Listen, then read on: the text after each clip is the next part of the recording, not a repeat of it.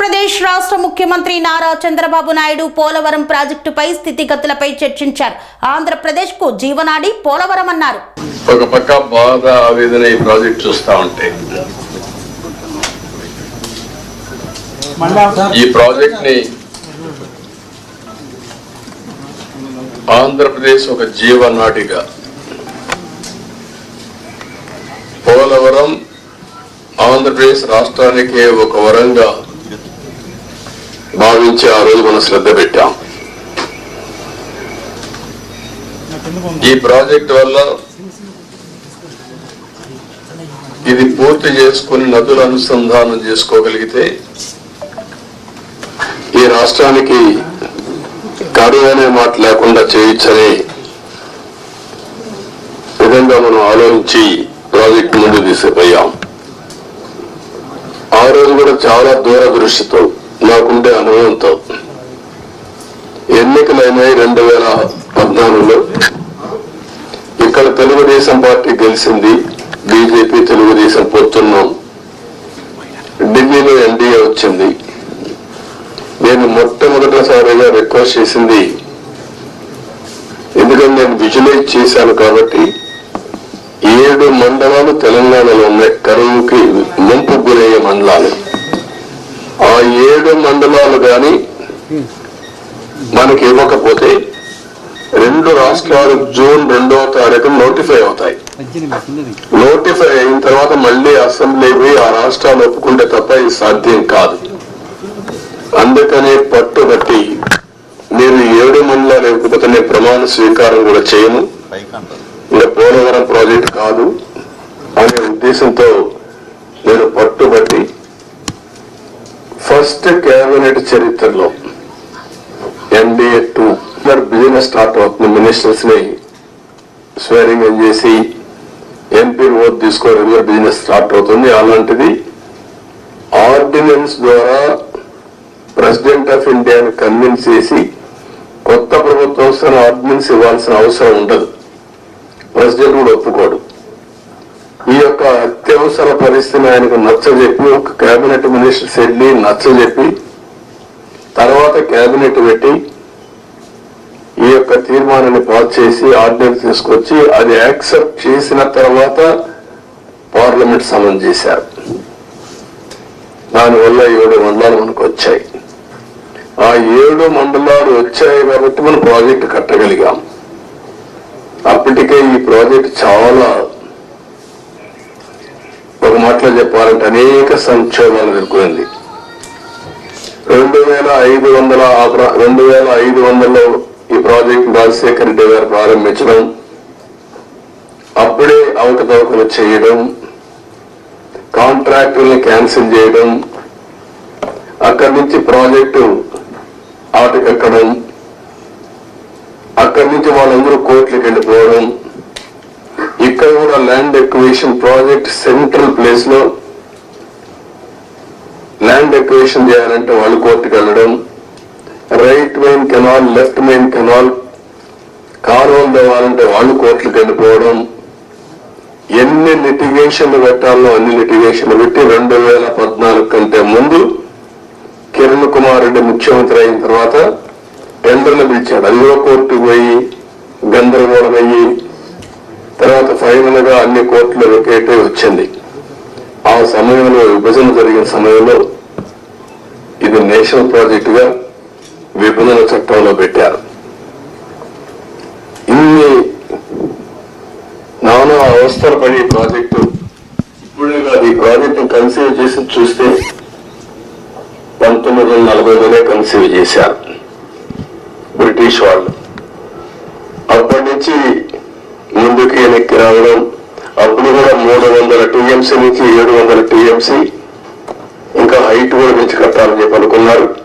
కడాను మనకు వచ్చింది చూస్తే 45.72 మీటర్లు దీంట్లో కట్టినప్పుడు 194 TMC ఆఫ్ వాటర్ స్టోర్ చేసేట్టుగా మనం దీన్ని పెట్టుకున్నాం.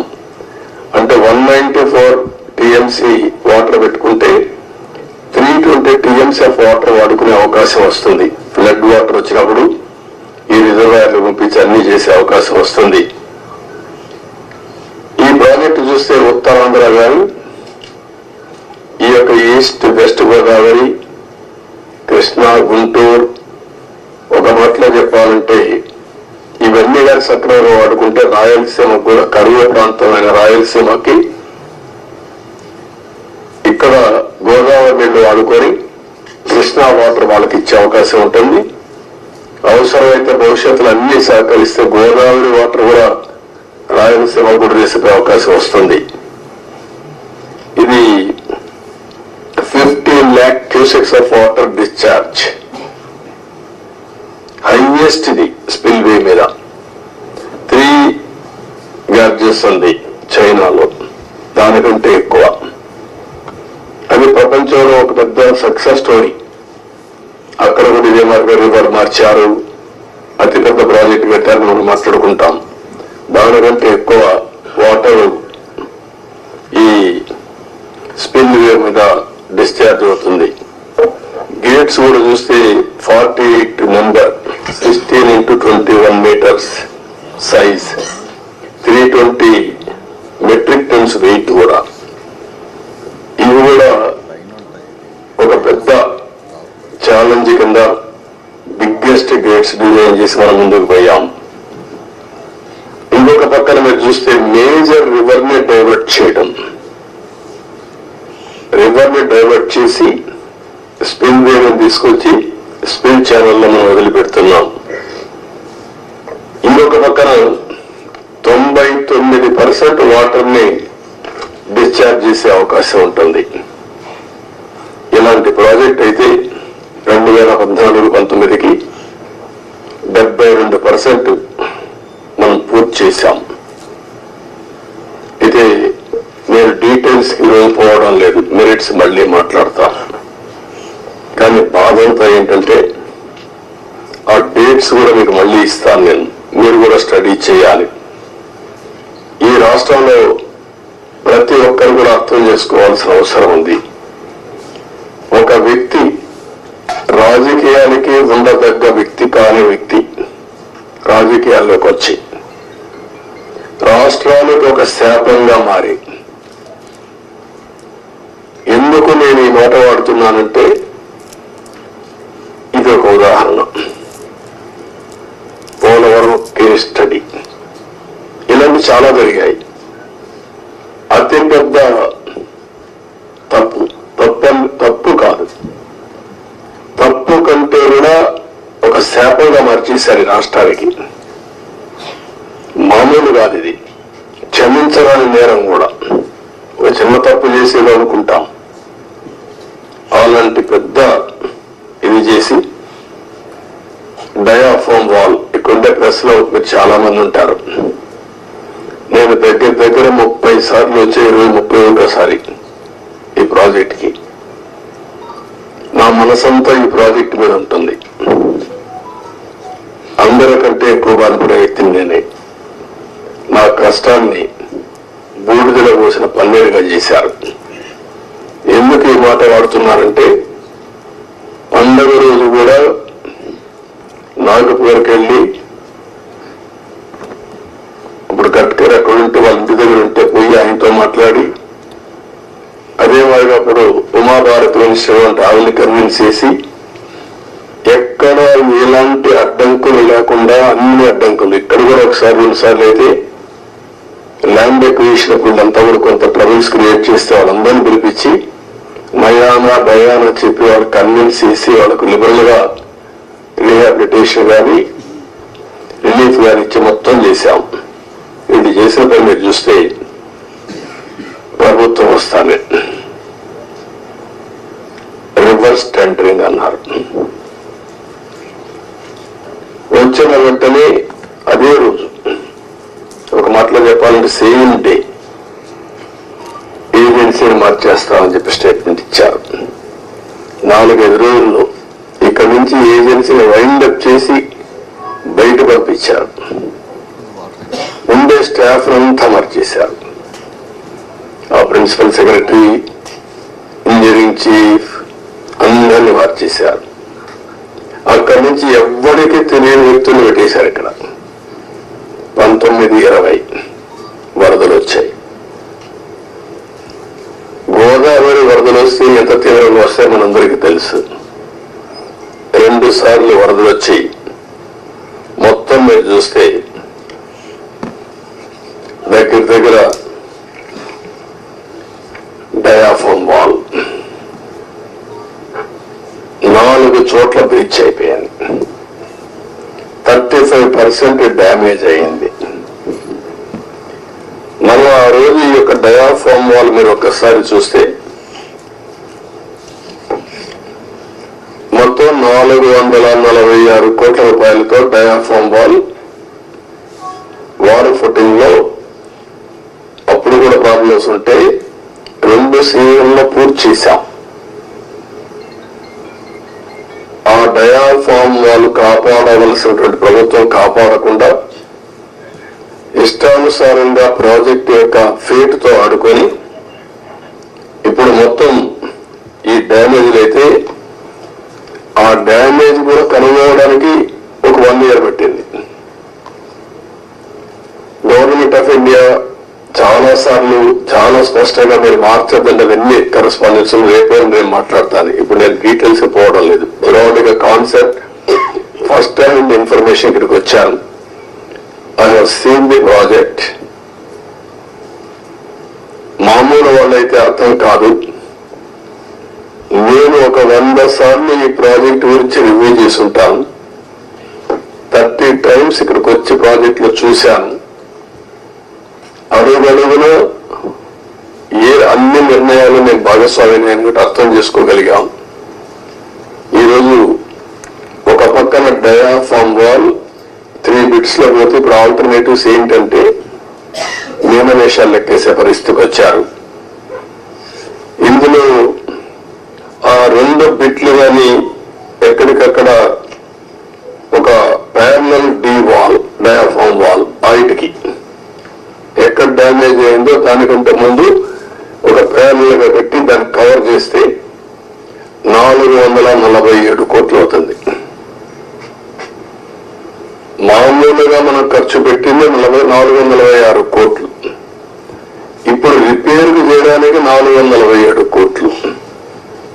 ఓకే, మొత్తం దాని అప్పటికి కూడా గ్యారంటీ లేదు. ఈ డయాఫామ్ వాల్ ఈ ప్యారల్ గా 447 కోట్లు ఖర్చు పెడితే మిగిలిన భాగం అంతా పర్ఫెక్ట్ గా ఉంది, ఇంక ఇబ్బంది లేదు అనే పరిస్థితి లేదు. కాదు, మొత్తం డయాఫామ్ వాల్ ప్యానల్ గా కట్టాలంటే 990 కోట్లు. ఇది ఒక భాగం. కాఫర్ డ్యామ్ పైన కాఫర్ డ్యామ్ ఉంది, కిందన కాఫర్ డ్యామ్ ఉంది. 550 కోట్ల రూపాయలతో పైన ఒక 250 కోట్లతో కిందన కాఫర్ డ్యామ్ 2 కట్టారు. ఇప్పుడు వీళ్ళు చేసిన నిర్వాహకం మధ్యలో గ్యాప్, లాస్ట్ లో గ్యాప్ ఉంటే ఆ లాస్ట్ గ్యాప్ ను ఫిలప్ చేయలేదు. రీజన్, ఆ సమయంలో ఏజెన్సీ లేరు, ఇంజనీర్లు లేరు. ఆ నీళ్లు వచ్చాయి. ఆ నీళ్లు వచ్చి మొత్తం ఆ ఉధృతంతో కింద నుండి ఇసుకుని ఎక్కడికక్కడ పైకి తీసేసింది. ఎక్కడికక్కడ మనం ఏమంటాము, ఇవన్నీ అగాధం, ఆ గొయ్యి కాదు, వాటర్ వచ్చినప్పుడు సుడిగుండాలు అలాంటి క్రియేట్ చేసి ఎంత లోతుకు పోవాలంత లోతుకి వెళ్ళిపోయి 20 మీటర్లు 30 మీటర్లకు వెళ్ళిపోయి ఆ మట్టి అంతా తీసేసింది. దానివల్ల గ్యాప్ 1 అది క్లోజ్ చేయాలి. మనం గ్యాప్ 1 దగ్గర మీరు ఒకసారి చూస్తే అది 250 మీటర్లు ఉండేది. గ్యాప్ 1 బంద్ 150 మీటర్స్ కొట్టుకొని వెళ్ళిపోయింది. దాని మీద ఇప్పుడు ఇసుకేసి కొంచెం ఫిలప్ చేశారు. ఇప్పుడు ఆ ఇసుకేసి అది ఫిలప్ చేస్తే దాన్ని మళ్ళా గ్యాప్ 1 ఫిలప్ చేయాలి మనం. ఇప్పుడు ఇసుక తీసుకొచ్చి బయట నుంచి ఇసుక తీసుకొచ్చి అక్కడ పెట్టి మొత్తం కొట్టుకొని వెళ్ళిపోయింది. కాబట్టి ఇప్పుడు డ్రౌటింగ్ దానంతా కూడా కాంపాక్ట్ చేస్తున్నారు. ఆ ఇసుక అంతా పోసి ఇది ఎంత అవుతుందో తెలియదు. ఒక 2000 కోట్లు అవుతుందా, ఎంత అవుతుందో తెలియదు. They are saying as on today 2000 కోట్లు నాకు నమ్మకం అడ్మినిస్ట్రేషన్ పైన. వాళ్ళు ఏ లెక్కనేసారో తెలియదు నాకు. ఇది అయిన తర్వాత గ్యాప్ 1 అనేది లాస్ట్ లో ఉండేది వస్తుంది. గ్యాప్ 2 డయాఫామ్ వాల్, గ్యాప్ 3 ఇంకొక వాల్ కట్టారు, అక్కడ కాంక్రీట్ వాల్ కట్టారు. అదే మాదిరిగా గైడ్ బండ్ ఒకటి అది కుంగిపోయింది. సరే స్పిల్ వే అప్పుడే కట్టాం, గేట్స్ కూడా అప్పుడే పెట్టాం. ఇప్పుడు ఇవన్నీ చూసిన తర్వాత ఎన్నేళ్ళు పడుతుందని అడిగాను.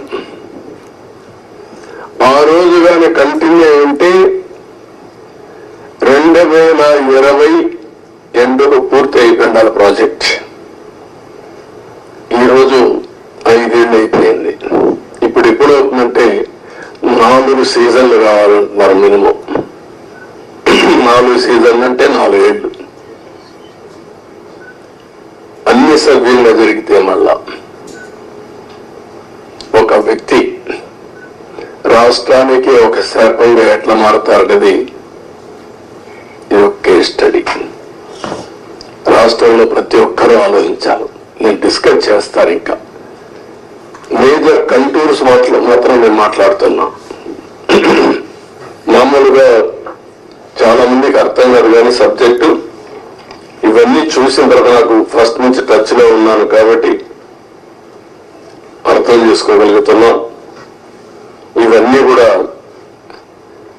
ఇంకా టెక్నాలజీస్ లో డిఫరెంట్ కంపెనీస్ కి అప్పచెప్పారు. ఒక Mrs Afry India private limited Noida Sweden company, వాళ్ళని సెంట్రల్ వాటర్ కమిషన్ రికమెండ్ చేశారు. దీని కూడా వైబ్రో స్టోన్ కాలమ్స్ ఇవన్నీ కూడా ఏ విధంగా చేయాలి, ఎట్లా మీరు అక్కడ చూస్తుంటారు శాండ్ అంతా కూడా గుట్టలు గుట్టలుగా పోసారు. దాన్ని అంతా కూడా కాంపాక్ట్ చేయాలి, అంటే దాన్ని కన్సాలిడేట్ చేయాలి. కన్సాలిడేట్ చేస్తే లీకేజెస్ తగ్గుతాయని. పర్మిసబుల్ లీకేజెస్ కంటే ఎక్కువ లీకేజెస్ స్వీపేజెస్ ఉన్నాయి అక్కడ. అది ఇప్పుడు తెలియదు. ఇప్పుడు వాటర్ ఫుల్ గా వస్తే అప్పుడు తెలుస్తుంది. మళ్ళీ అది కంట్రోల్ కావాలి. అది కంట్రోల్ కాకపోతే ఆ నీళ్లు వచ్చేస్తే కాఫర్ డ్యామ్ ద్వారా డయాఫామ్ వాల్ చేయలేం. దీన్ని లిఫ్ట్ చేయాలంటే ఇంకొక ప్రమాదం. వచ్చిన వాటంతా లిఫ్ట్ చేయాలంటే దానికి డబుల్ ఎక్స్పెండిచర్. మళ్ళీ ఎంత కాంప్లికేట్ చేయాలనో అంత కాంప్లికేట్ చేశారు. ఎన్ని చిక్కుముడు వేయాలనో అన్ని చిక్కుముడు వేశారు. ప్రాజెక్ట్ ని గందరగోళం చేశారు. ఇవన్నీ ఇంకా నేను స్టడీ చేస్తున్నా. ఫస్ట్ ప్రైమరీ నేను ఏదైతే ఫస్ట్ తద్వారా ఎవ్రీ ఎకరాకు నీళ్లు ఇవ్వాలనుకున్నా. అందుకే మీరు చూస్తే 14-19లో ఆవరేజ్ అని ఎవ్రీ ఇయర్ 13,683 కోట్లు ఖర్చు పెట్టాం ఆవరేజ్. వీళ్ళు వచ్చిన తర్వాత దాన్ని 7,100 కోట్లు తగ్గించేశారు. బడ్జెట్ పెరిగింది, ఎక్స్పెండిచర్ తగ్గించారు. ఆ డబ్బులు కూడా కాంట్రాక్టర్లకు అడ్వాన్స్ ఇచ్చుకున్నారు తప్ప ఎక్కడ ఏ పని కాలేదు. అంత మునుపు కూడా రాజశేఖర్ ముఖ్యమంత్రిగా ఉంటే 4,200 కోట్లే ఖర్చు పెట్టాడు. తర్వాత 3,430 కోట్లు ఖర్చు పెట్టారు. ఫస్ట్ టైం చరిత్రలో 13,683 కోట్ల రూపాయలు ఎవ్రీ ఇయర్ ఖర్చు పెట్టి సాగునీరు కోసం ఎక్కువ ప్రాధాన్యత ఇచ్చాం. పోలవరాన్ని కూడా ముందుకు తీసుకెళ్ళాం. ఈరోజు ఈ పరిస్థితిలో మీరు కూడా అధ్యయనం చేయండి. డేటా అంతా మీకు కూడా ఇస్తాను. ఇందులో రహస్యాలు ఏమీ లేవు. అలాంటివన్నీ స్టడీ చేసి మనం ఏం చేయాలో చేయడం, దీన్ని కంప్లీట్ చేసుకోవాలి. ఇది ఒక కేస్ స్టడీగా ప్రతి ఒక్కరికి అర్థం కావాలి. రాష్ట్రంలో ఉండే ప్రతి ఒక్క వ్యక్తికి సంబంధించిన ప్రాజెక్ట్ ఇది. వాళ్ళ భవిష్యత్తుకు సంబంధించిన ప్రాజెక్ట్ ఇది. ఏదేమైనా బాధ, ఆవేదన, ఒకసారి ఎమోషన్ కూడా వస్తుంది. నిబ్బరంగా ఉండి దీన్ని ముందుకు తీసుకుపోవాల్సిన అవసరం ఉంది. మొదటి కావాలి, రివర్స్కి వచ్చేది. ఇప్పుడు నీకు ఎన్నికలు తిరిగిపోతే ఏం చేస్తాను?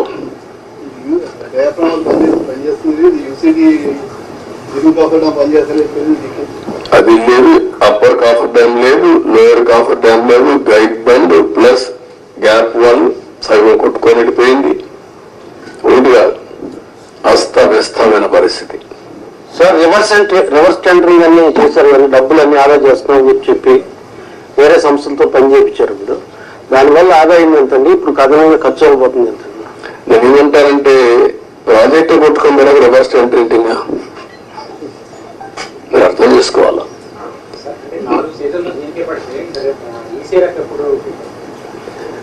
వాట్ ఐఎమ్ సేయింగ్, ఇది 3 సీజన్లలో పూర్తి చేసి ఈసీఆర్ఎఫ్ తీసుకురావాలా. దట్ ఈస్ ప్రైమరీ వాళ్ళు చెప్పిన రిపోర్టు. దాన్ని నేను ఇంకా అధ్యయనం చేయాల్సిన అవసరం ఉంది. ప్రాథమికంగా వాళ్ళు ఇచ్చినటువంటి రిపోర్ట్లు ఇచ్చిన డేటా నేను చెప్పాను. మళ్ళీ వీళ్ళు ఎంతవరకు అవగాహన చేసుకున్నారు? సిబి చెప్తుంది, కేంద్ర మంత్రి ఏం చెప్తాడు? మళ్ళీ ఈ సమస్యలని ఆరోపణ కాదు, కాఫర్ డ్యామ్ ని ఫిలప్ చేయడం కోసం క్లియర్ గా కట్టి ఆ 1 month లో ఈ ఏజెన్సీలు మార్చకపోతే అయిపోయింది. రావడం సేమ్ డే ఏజెన్సీలు మార్చేశారు. ఆ ఏజెన్సీ రెస్పాన్సిబిలిటీ ఆ సీజన్ లో చేసే రెస్పాన్సిబిలిటీ అని చెప్పారు. Government of India secretary letter రాస్తూ పీపీఏ కానీ గవర్నమెంట్ ఆఫ్ ఇండియా కానీ మీరు మార్చొద్దండి, మారిస్తే అకౌంటబిలిటీ ఎవరికి ఫిక్స్ చేయాలో తెలియదు. నవ్ అకౌంటబిలిటీ సర్వీస్ ఎవరైతే కాంట్రాక్టర్ ఉన్నారో కాంట్రాక్టర్ బాధ్యత, ఇంజనీర్ల బాధ్యత. మీరు ఇప్పుడు మారిస్తే పాత కాంట్రాక్టర్ పోతాడు, కొత్త కాంట్రాక్టర్ వస్తాడు. మధ్యలో ఏదైనా జరిగితే ఎవరైంది చెప్పలేదని మీరు స్టడీ చేసుకోవాలి. అది చాలా స్పష్టంగా చెప్పారు. వెయిట్ చేయండి. డయాఫ్రామ్ వాళ్ళకి ఇప్పుడు నిపుణులు అంతకుముందు వాళ్ళు వేసిన నిపుణులు అది చాలా డ్యామేజ్ అయింది, దానికి ప్రత్యామ్నాయం అన్నారు కదా, మీరు అన్నారు. కానీ దాన్ని కూడా ఆపమన్నారని చెప్పి వాళ్ళు రిపోర్ట్ ఇచ్చారు. ఆపమని కాదు, డయాఫ్రామ్ వాల్ 4 రెక్కలు డ్యామేజ్ అయింది, 35%. 4 రెక్కలు డ్యామేజ్ అయింది, దానికి కావాలని డ్యామేజ్ చేయడం అంటే రింగ్ బెండ్ మారిగా ఒక రింగ్ బండ్ వేసి ఇంకో డయాఫ్రామ్ వాల్ దానికే కవర్ చేయడం. అది కవర్ చేసి మిగిలిన రెక్కల డ్యామేజ్ కాదని చెప్పలేదు. దానికి 457 కోట్లు, 47 కోట్లు, మొత్తం వేయాలంటే 990 కోట్లు. దానికి 2 సీజన్లు మినిమం. దానికంటే ముందు ఇది కావాలి, కాఫర్ డ్యామ్ లో నీళ్లు లీక్ కాకూడదు. మొత్తం కలిసి they are claiming 4 seasons. Entire upper coffer dam entire leakage మొత్తం డ్యామేజ్ అయిందని చెప్పేసి నిపుణులు ఎందుకని చెప్పారు కూడా. ఇప్పుడు ఎప్పుడైతే వాటర్ ఇక్కడ లోపలికి వచ్చి కిందన కాఫర్ డ్యామ్ ఉంది, పైన కాఫర్ డ్యామ్ ఉంది, నీళ్లు పోలేవు, సుడిగుండాలుగా మారి సుడిగా తిరిగి ఆ శాండ్ ఒక 20 మీటర్లు 30 మీటర్లు కొట్టేసింది, పైకి లేపేసింది, మొత్తం కొట్టుకోపోయింది. కొట్టుకోపోయిన తర్వాత కాఫర్ డ్యామ్ కూడా దెబ్బతింది.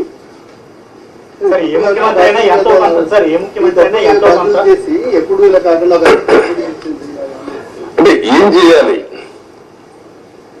నేను మిమ్మల్ని అడిగేదంటే మీరు అందరూ కూడా చర్చ చేయాలి, ప్రజలు కూడా చర్చ చేయమని చెప్పాలి. సార్ ఏ ముఖ్యమంత్రి అయినా అభివృద్ధిలో ఎంతో కొంత తన మార్పు చూపించాలని చూస్తారు, కానీ 5 ఏళ్ళు ఇలా ఉండిపోవడం అంటే ఏంటి అనుభవం లేకపోవడం వల్ల జరిగిందా లేక వేరే ఎజెండా ఉందా? అజెండా కాదు, అజం, మూర్ఖత్వం, అజం, ఏమీ తెలియకపోయినా ఇష్టానుసారంగా బిహేవ్ చేయడం, ఒక పద్ధతైన రాజకీయాలు చేయడం. అందుకే చెప్పాను, రాజకీయాల్లో ఉండదగిన వ్యక్తి కాదు. ఎలాంటి వ్యక్తులు రాజకీయాల్లో ఉండకూడదో అలాంటి వ్యక్తి కేస్ స్టడీ ఇది. నాట్ ఓన్లీ దిస్,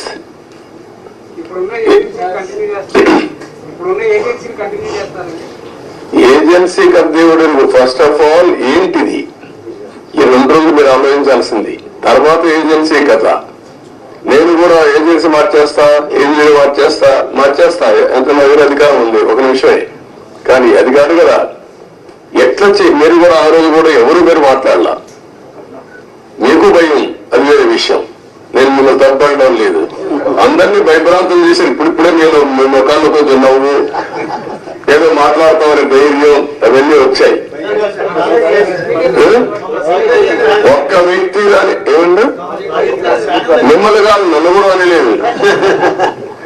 నేను ప్రాజెక్టు కట్టిన వాళ్ళ దగ్గరకు వచ్చి చూస్తానంటే రాకూడదు కానీ ఇక్కడే అప్పర్పించారు కదా, నిర్ణయానికి సాక్షి మీరే కదా. ఎందుకు నేను అంత మునుపంతా ప్రజలందరూ రాష్ట్ర ప్రజానీకాన్ని రమ్మని చూపించాం. ప్రౌఢ కింద ప్రైవేట్ అది బస్సులు పెట్టి చేయించాం, భోజనం పెట్టి చూపించాం. ఎందుకు? ఇది ప్రజల ప్రాజెక్ట్. ఇది అప్పుడు వచ్చారు రైనీ సీజన్ మళ్ళీ స్టార్ట్ అవుతుంది, ఫర్దర్ డ్యామేజ్ అవ్వకుండా ప్రివెంటివ్ స్టెప్స్ చేసుకునే అవకాశం ఉందంట. ఇప్పుడు అది కూడా చూడాలి ఎంతవరకు అవకాశం ఉంది. ఇప్పుడు నీళ్లు రావు ఫర్దర్ డ్యామేజ్ కావడానికి, ఎందుకంటే స్వీపేజ్ లో వస్తాయి. ముందు వచ్చినంత ఫోర్స్ మొత్తం నీళ్లలో వచ్చేసాయి కదా, ఆ నీళ్లన్నీ వచ్చి డయాఫామ్ వాల్ మీద పడి సుడిగా ఎక్కడికక్కడ కిందన పైన సుడి తిరిగేసి మొత్తం కొట్టేసింది. సార్ సార్ సార్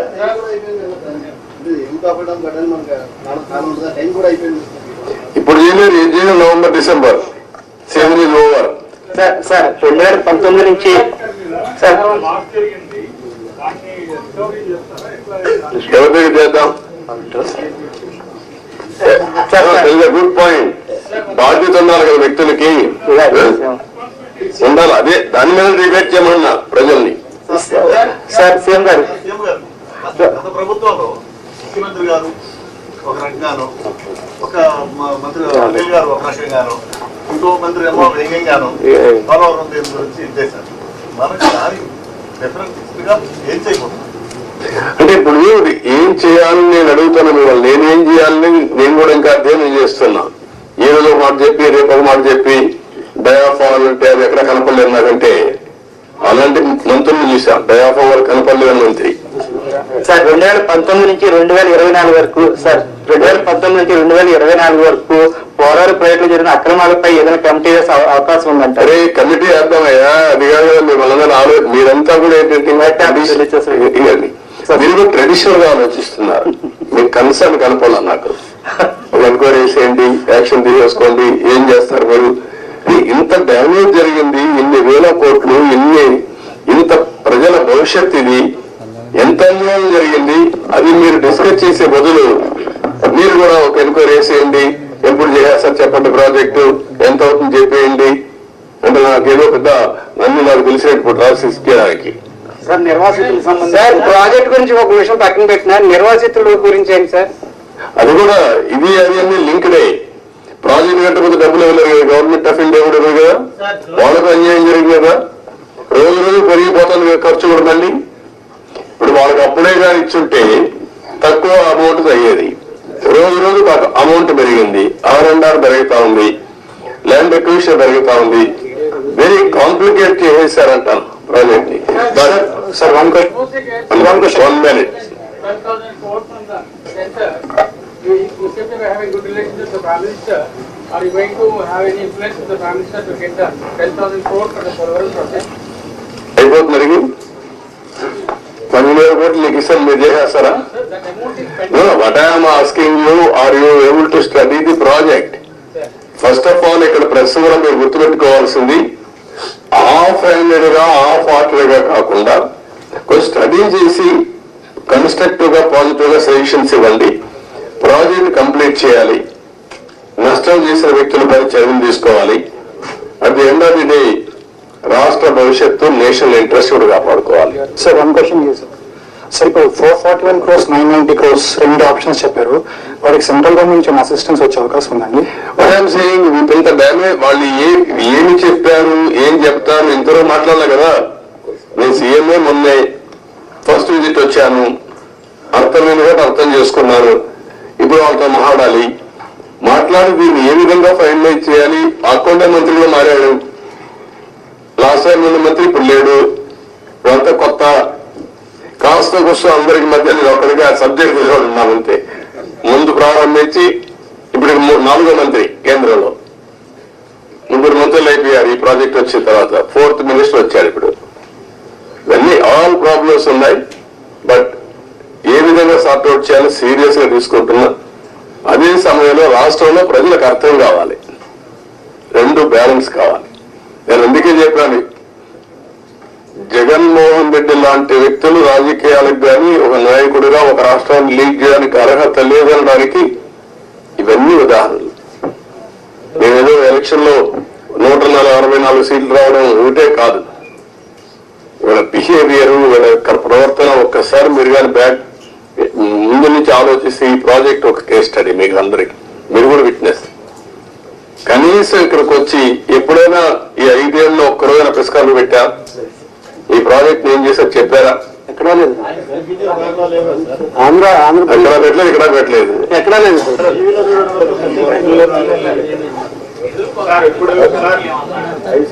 అఖిల పక్ష కమిటీ ఏం చేస్తారు? అఖిల పక్షం వేస్తా ఏం చేస్తారు? కసో తిరిగేసి వెళ్తారు, అంతే కదా. అది కాదు కదా ఇష్యూ, ఎట్లా పరిష్కారం చేయాలి? సార్ ఇంకేమో కదా అంటే ఇంత జాతి విపత్తు ఆంధ్రాకి ఇంత ఇబ్బంది కలిగింది. ఫర్దర్ గా మళ్ళీ ఇలాంటివి జరగకుండా అంటే ఎవరు వచ్చినప్పుడు వాళ్ళు అలా కాంట్రాక్టర్ని అలా మార్చకుండా మీరేమన్నా రికమెండ్ అంటే జాతీయ స్థాయిలో ఇప్పుడు మీరు నేతగా ఉన్నట్టు ముఖ్యనేతలు అలాంటి రిఫార్మ్ ఏదన్నా సజెస్ట్ చేస్తారు?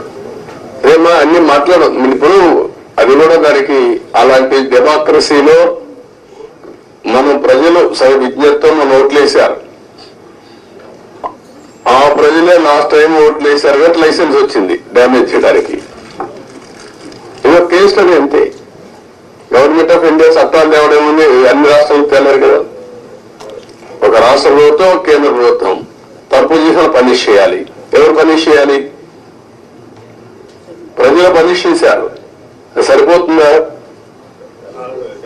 5 ఏళ్లలో పూర్తయ్యే ప్రాజెక్టు 10 ఏళ్ళు అయిపోతుంది. 10 ఏళ్ళు కాదు, డబ్బులు ఎవరు డబ్బులు? ఇది ట్యాక్స్ పేయర్స్ మనీ.